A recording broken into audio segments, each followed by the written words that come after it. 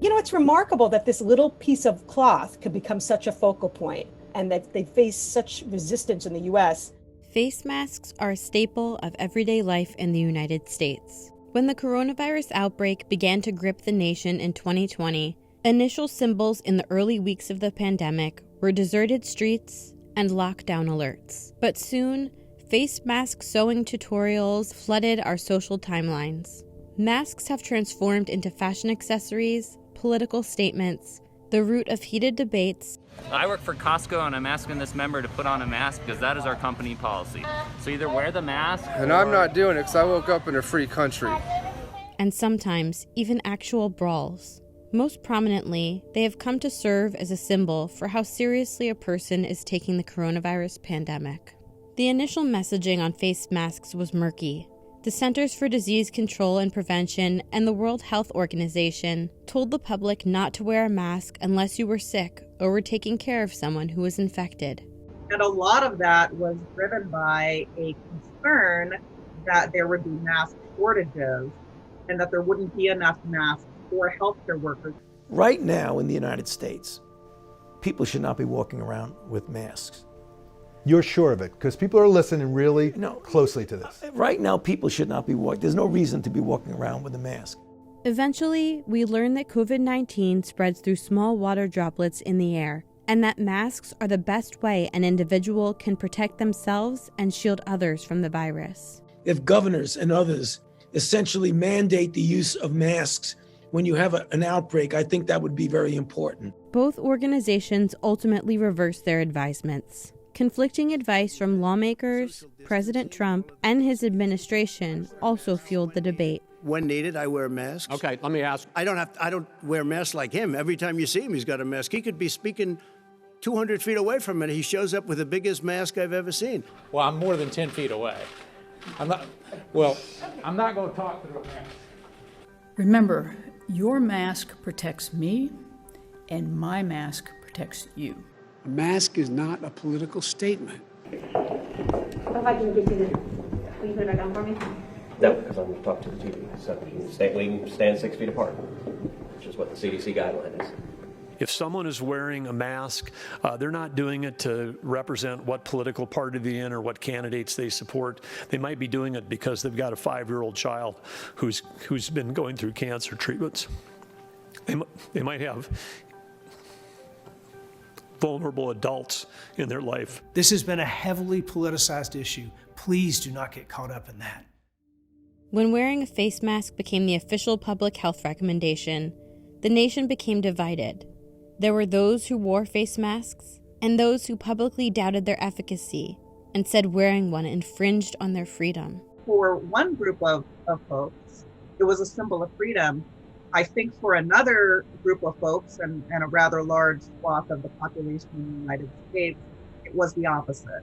That mask was a symbol of tyranny and people feeling like their rights were being taken from them. So it's a really fascinating dichotomy.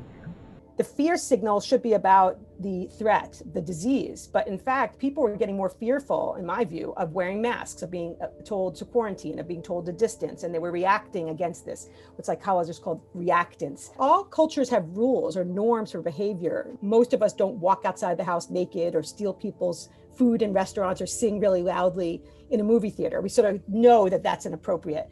But some cultures tend to be tighter. They tend to more strictly abide by social norms, and some tend to be looser.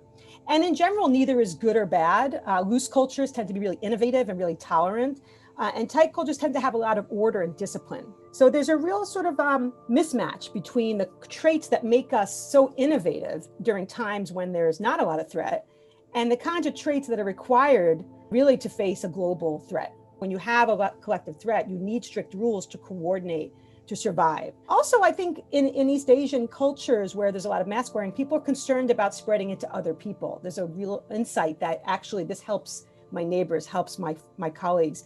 When collective threats more invisible, like COVID, you need a signal of fear to tighten, which is adaptive. And that includes understanding that masks are important, that social distancing is important.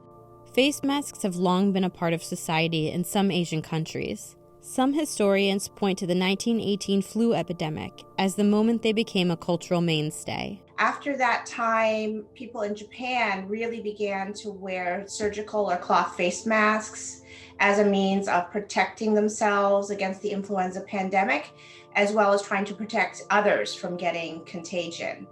So I think that piggybacked on the fact that there was a tradition of wearing facial coverings for various reasons, whether that was to protect you from the sun or for allergies or for modesty purposes. So there is a lot of preoccupation with one's health and one's family's health in those cultures. And that extends also to a great awareness of public health. That is, the individual has a responsibility to help keep their community, not just their own family, healthy. The coronavirus originated in Wuhan, China. Some people used this to resurface racist stereotypes about Asian Americans, especially targeting those wearing masks. A lot of members of the Asian American community have been targeted since the beginning of this pandemic, blamed for bringing the pandemic to the United States, blamed for continuing it here. And because of that, initially, a lot of people who were wearing face masks, who were of Asian origin in this country, were being targeted because of this very visible symbol of wearing the face mask. And so I think that's been a really unfortunate consequence of this pandemic. And here we are now, a year later. Vaccines are providing much needed relief and a light at the end of the tunnel. But while millions of Americans wait their turn, health experts are still encouraging social distancing, the minimization of travel, and yes, wearing a face mask. Whether they remain a part of society's post-pandemic fabric still remains to be seen. I think there will be more usage of face masks like they are, in East Asia more commonly. If you're sick, like if you have a cold and you're still going into the office, then you might choose to wear a face mask when you're on public transportation, or maybe even when you get to the office, just to protect others from getting sick. I think there's going to be more normalization of that kind of usage of the face mask.